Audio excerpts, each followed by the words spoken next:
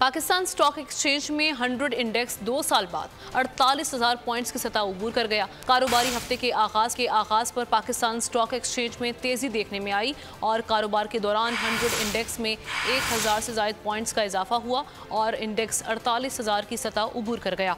कारोबार के इख्तिताम पर इंडेक्स 48,034 पर बंद हुआ। उधर इंटरबैंक में डॉलर 5 पैसे महंगा होकर 286 रुपये 50 पैसे का हो गया। ओपन मार्केट में डॉलर 1 रुपये महंगा होकर 292 रुपये का हो गया।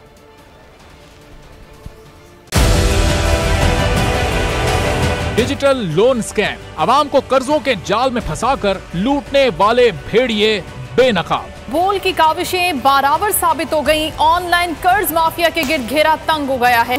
बोल ने दिया अपने आवाम का साथ, उठाई इस स्कैम के खिलाफ आवाज। बोल की डिजिटल लोन स्कैम के खिलाफ आगाही मुहिम की सबसे बड़ी ट्रांसमिशन 59% आवाम ने देखी अपनी स्क्रीन पर, क्योंकि बोल है पाकिस्तान का नंबर 1 न्यूज चैनल।